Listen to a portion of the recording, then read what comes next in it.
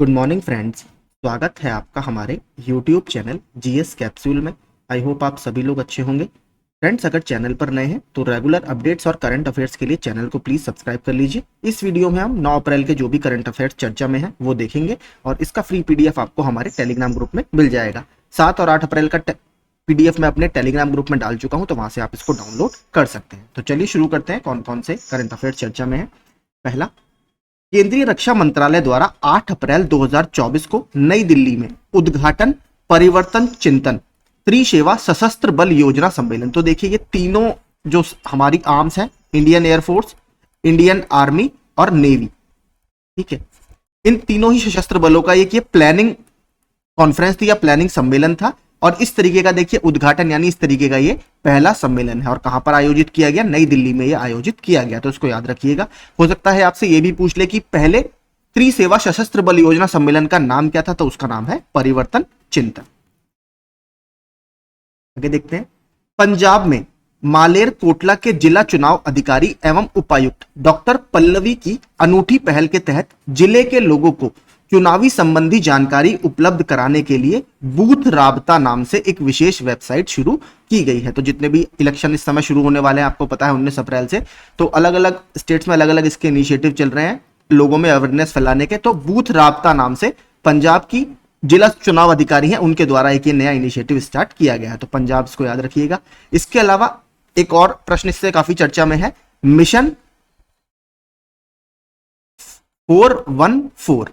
ठीक है, ये देखिए क्या है, बेसिकली जो हिमाचल प्रदेश है उस राज्य में ये चलाया गया है।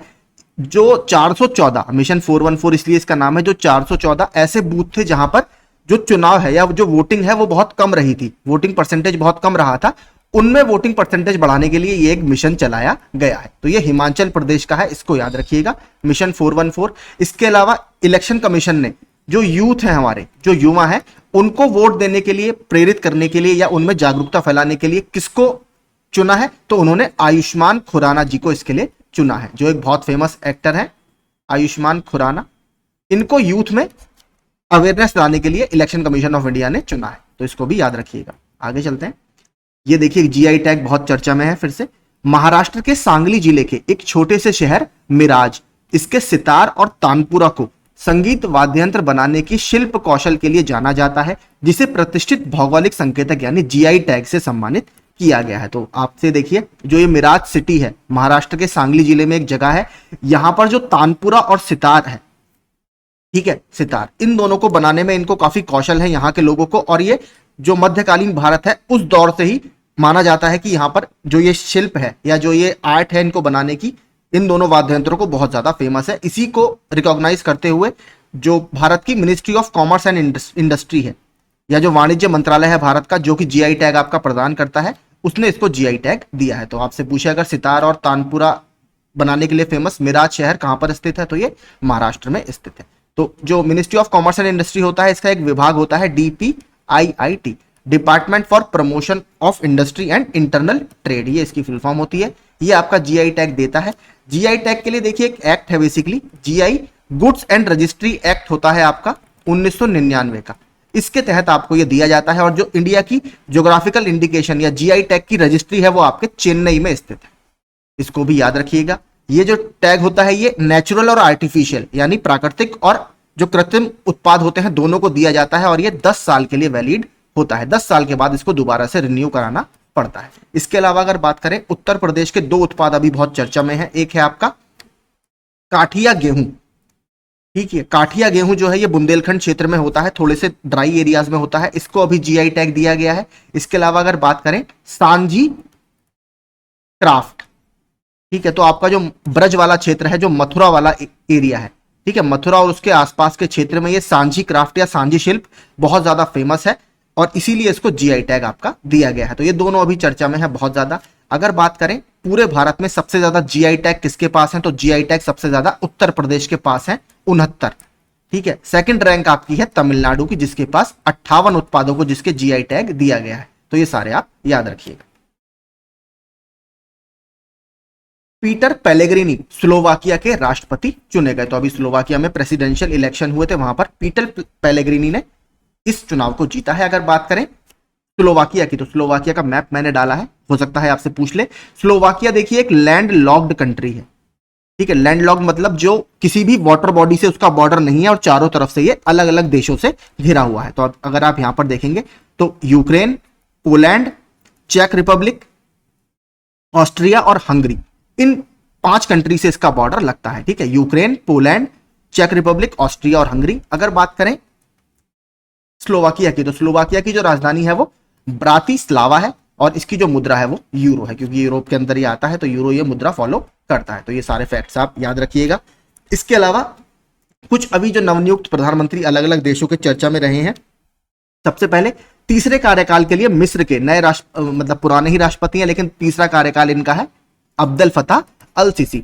मिस्र की अगर बात करें तो मिस्र की जो राजधानी है वो आपकी क्या है, कायरो, हिंदी में इसे काहिरा लिखते हैं, ठीक है। मिस्र को मैंने बताया था एक और नाम से जाना जाता है, इसको गिफ्ट ऑफ रिवर नाइल, यानी नील नदी के वरदान के रूप में भी इसको जाना जाता है। और यहीं पर इजिप्ट की जो सभ्यता है, मिस्र की सभ्यता फली फूली थी।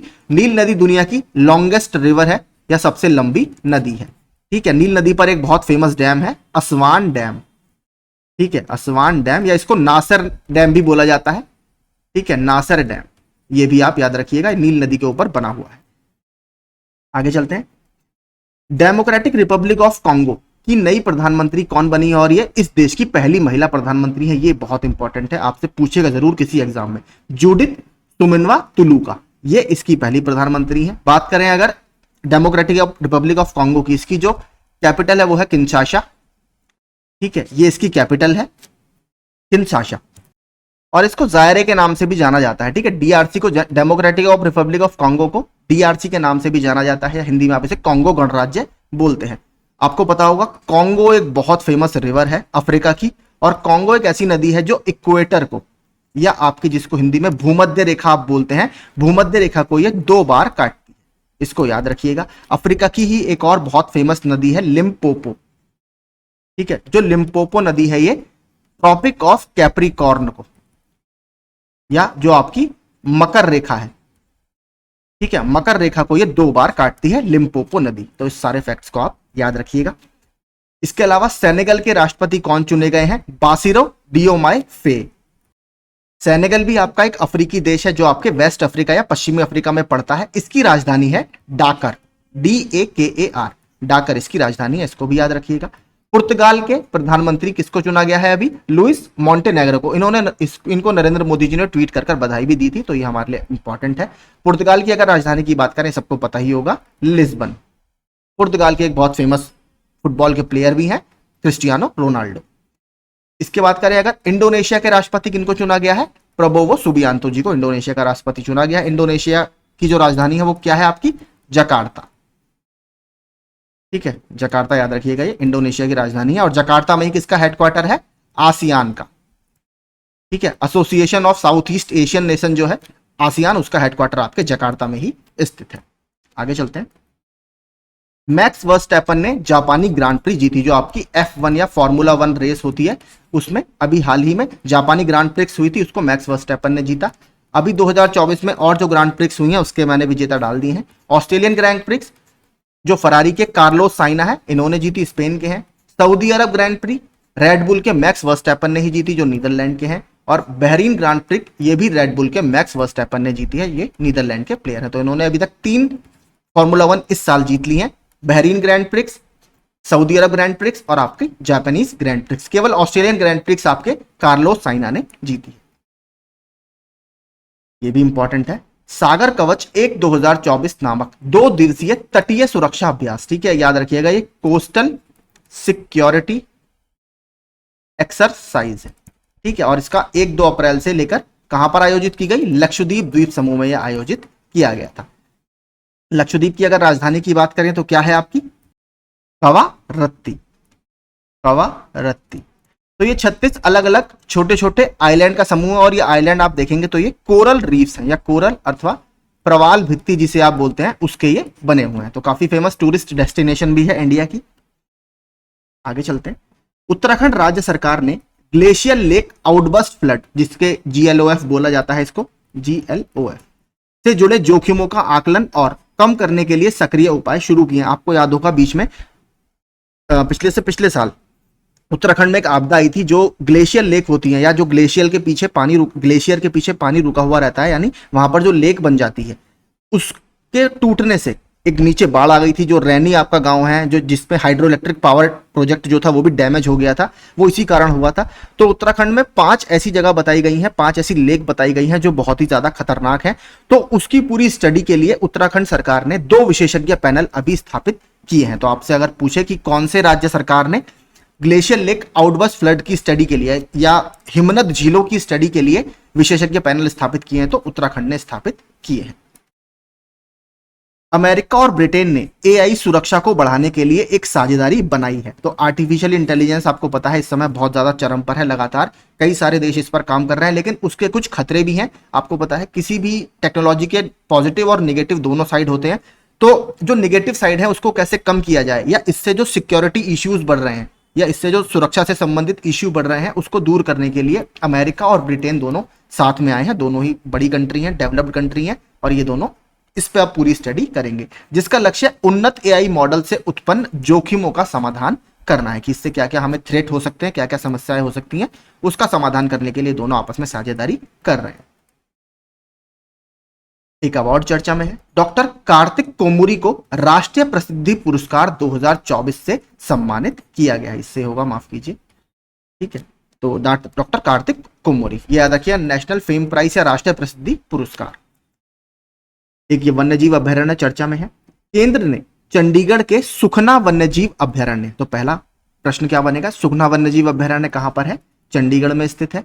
इसके आसपास पारिस्थितिक रूप से संवेदनशील क्षेत्र यानी इको सेंसिटिव जोन को रेखांकित करते हुए एक मसौदा अधिसूचना जारी की है, यानी एक ड्राफ्ट नोटिफिकेशन उन्होंने जारी किया है। देखिए जो इको सेंसिटिव जोन होते हैं ये आपके, मान लीजिए कोई कोर एरिया है, कोई भी वन्यजीव अभ्यारण्य है, कोर एरिया है जहां पर सबसे ज्यादा वन्यजीव पाए जाते हैं या जो सबसे ज्यादा सेंसिटिव एरिया होता है, तो उसके आसपास के एरिया को आप इको सेंसिटिव एरिया या बफर जोन के रूप में डेवलप कर देते हैं, बफर जोन, ठीक है। तो इको सेंसिटिव जोन संरक्षित क्षेत्रों के पास एक महत्वपूर्ण और नाजुक क्षेत्र है जिन्हें केंद्र सरकार द्वारा पर्यावरण संरक्षण अधिनियम 1986 के तहत नामित किया जाता है।